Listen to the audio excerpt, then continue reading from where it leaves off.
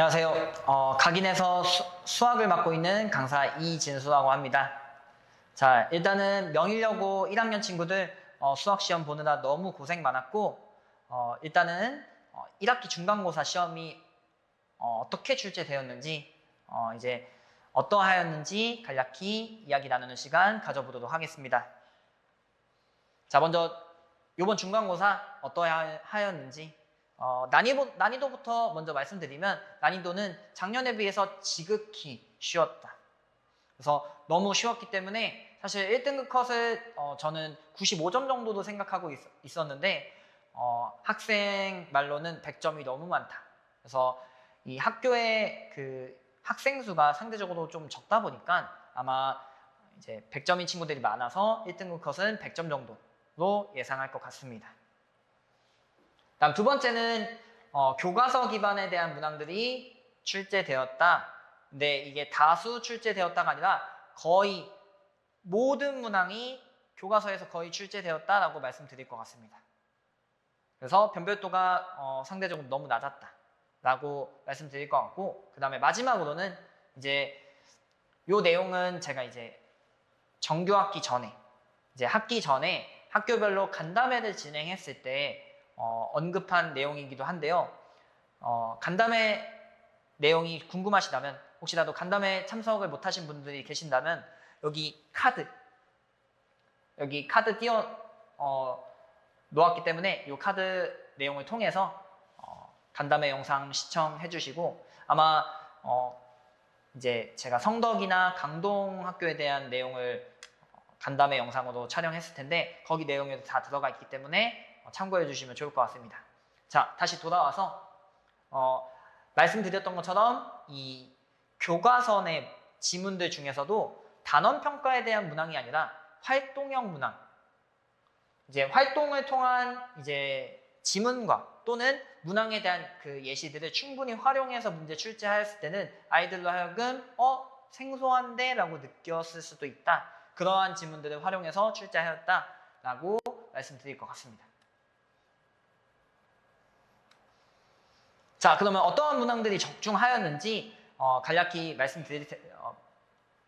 이야기 드릴 텐데요. 먼저 이제 이야기하기 전에 뭐 1000문제, 2000문제 중에서 뭐 20문항을 적중하였다라고 한다면 사실 적중률로 따졌을 때는 상대적으로 낮을 텐데 이제 말씀드리자면 아이들이 시험 전날에 풀었던 이 직접 마무리 교재는 제가 이제 교과서 변형과 그 다음에 학생별로 틀렸던 문항들 중에서 취약한 문항들, 그 다음에 예상 문항들 넣어놔서 130문항 중에서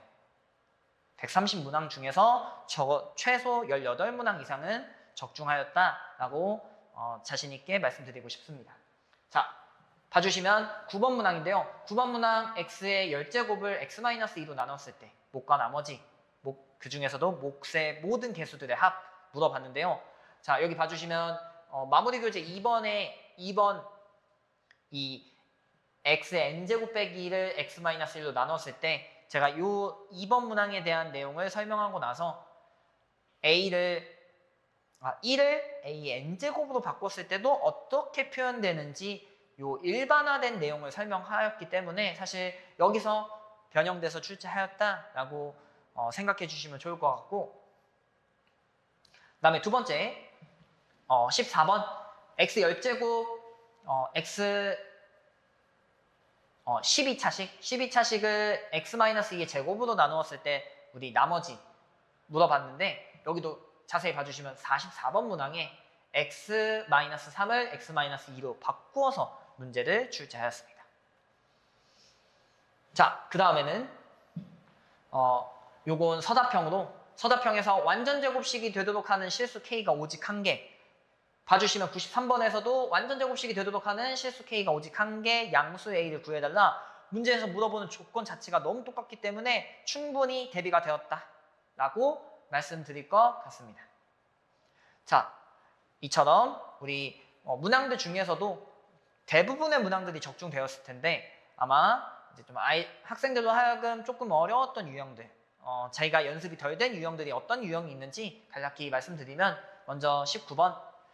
문제 봐주시면 2차 방정식이 주어졌기 때문에 단원 자체가 2차 방정식으로 무언가를 풀겠구나 라고 생각이 들 텐데, 봐주시면 2차 방정식 말고 요 2차 함수 fx, 사실 2차식이라고 봐주시는 게 좀 더 나을 것 같고, 2차식 fx에 대해서 다음과 같이 조건이 주어져 있을 때, 자, 요 내용은 단원은 2차 방정식이지만 사실은 이 인수정리를 이용해서 푸는 것이 좀 더 효율적이다, 아이들한테 이제 소개하였기 때문에 인수정리를 어떻게 쓸 것인지, 자, 인수정리를 응용해서 최종적으로는 x-알파와 x-베타를 인수로 갖는 2차식이 새롭게 작성돼서 문제를 풀게끔 하는 게 제 원칙이었기 때문에 이렇게 풀어서 쉽게 답을 맞출 수 있었다 말씀드릴 것 같고, 그 다음에 20번 문항.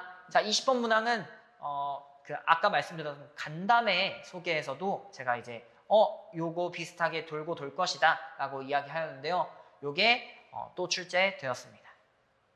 자, 20번 문항 봐주시면 먼저 첫 번째, 이 가족권에서 두 2차식이라고 소개되었기 때문에 가족권은 두 2차식을 빼서 상수항만 남았다는 소리는 이 2차항의 개수와 1차항의 개수가 서로 같을 수밖에 없다.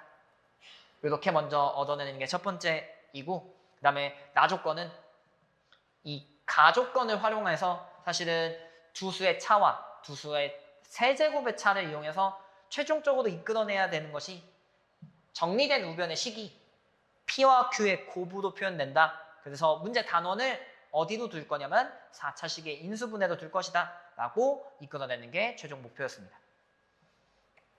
자, 그리고 요것도 아까 말씀드렸던 그 활동형 문항, 아이들한테 그 이제 질문한 문항처럼 직접 마무리 교재 9번 봐주시면 아마 이렇게 소개되어 있는 문항이었을 텐데요.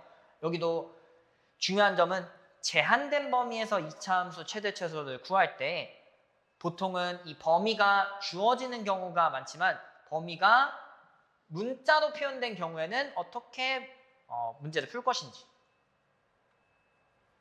자, 이렇게 문자로 표현된 구간은 사실 구간이 움직이고 있다, 변화하고 있기 때문에 처음 접하는 경우에는 어려울 수 있습니다.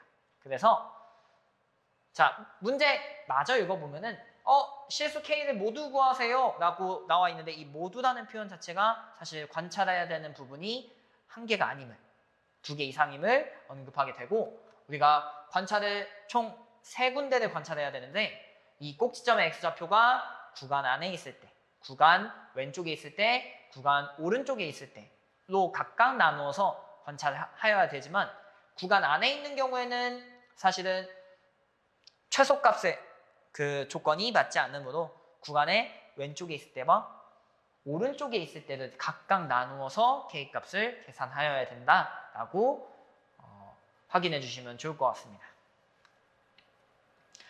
자, 우리 그렇다면 기말고사는 과연 어떻게 준비해야 될까?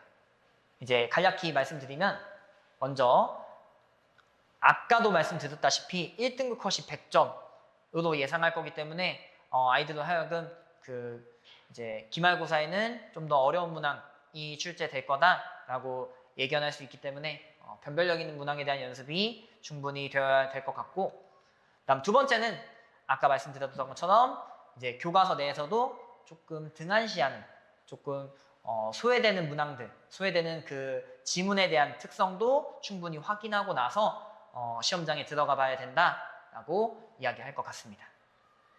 자, 그리고 역시나 가장 중요한 점, 다행히 서술형이 아니라 서답형이기 때문에 서술에 대한 그 부담감은 좀 적지만, 그래도 서답형 작성과 그다음에 아이들이 가장 많이 느꼈을 이제 시간 관리의 중요성. 시간이 부족해서 뒤에 있는 문항을 못 봤어요. 사실 어려운 문항을 건들기보다는 일단 모든 문항을 다 한 번씩 접해보면서 자기가 최대한 많이 맞추는 걸 목표로 두는 것이 중요하겠다. 자, 그래서 제 수업에 이제 어떠한 컨텐츠들, 어떠한 흐름을 갖고 수업을 할 건지 말씀드리면, 이제 대부분의 이제 반들이 아마 학교별로 구성된 반들이 많을 텐데요. 아마 학교별로 구성하더라도 학교별 안에서도 아이들 학습 격차가 존재하기 때문에 저는 일단은 그 수준별로 두 반에 나누어서 하고 있습니다. 자, 수준별로 운영하더라도 그러면 학교별로 못 봐주는 거 아닌가요? 생각하실 수도 있을 텐데 제가 이제 교재를 학교별로 자체 제작하여서 학교에 맞춰서 진행할 예정이고 수업 시간에 공통으로 나가더라도 아이들 클리닉 시간, 그다음에 추가적으로 아이들과 조율해서 학교별로 다룰 수 있는 시간을 확보해서 진행하고 있습니다. 그다음에 마지막은 학교별이 아닌 학생에 맞춰서 이제 마무리할 수 있는 교과서 변형과 그 다음에 예상 문항, 그 다음에 아이들이 개개인별로 틀렸던 문항들을 제가 모아서 마지막에 볼 수 있는 이 직접 마무리 교재까지 학교별과 수준별에 맞춘 3단계 커리큘럼 이렇게 진행하고 있고요. 그 다음에는 아이들이 내신 대비 교재에서 풀었던 문항들이 통영 모의고사를 통해서 바로 적용 가능한지 그것도 주어진 시간 내 시간을 충분히 제한하면서 풀 수 있도록 이 주간 모의고사를 통해서 학습의 내용에 대한 파지 확인할 예정입니다. 자, 그리고 주간 모의고사에서도 이렇게 틀리게 된 문항들은 아이들이 개별 클리닉 시간을 따로 가지면서 클리닉 시간에서도 아이들이 서술한 거를 제가 옆에다 피드백하는 이런 오답일지를 통한 확실한 철저한 피드백을 진행할 예정입니다. 자, 마무리로 오늘 시험 본 그 명일여고 학생 제가 이제 대화 내용을 잠깐 갖고 왔는데요. 학생도 교과서에서 다 냈다. 요거보다도 이제 어제 푼 게 절반 이상 나온 것 같다. 학생도 체감상으로는 절반 이상 풀었던 게 어제 그대로 나왔기 때문에 충분히 속도감 있게 풀었고, 자, 봐주시면 이 친구가 원래는 좀 실수가 잦아서 걱정이었던 친구인데 시간이 남았기 때문에 이 헷갈렸던 문항에 대해서 충분히 다시 복귀할 수 있는 시간을 가졌기 때문에 다시 풀어서 맞췄다라는 거 보이시죠? 그래서 이 친구도 어쨌든 다른 문항에서 하나 틀리긴 했지만 95점으로 잘 마무리한 친구이기 때문에 제가 이렇게 갖고 왔습니다. 자, 마무리로 어쨌든 이렇게 준비한 컨텐츠들, 그 다음에 체계적인 관리를 통해서 학생들로 하여금 성장의 기쁨과 그 다음에 수학에 대한 자신감을 불어넣을 수 있도록 최선을 다하도록 노력하겠습니다. 감사합니다.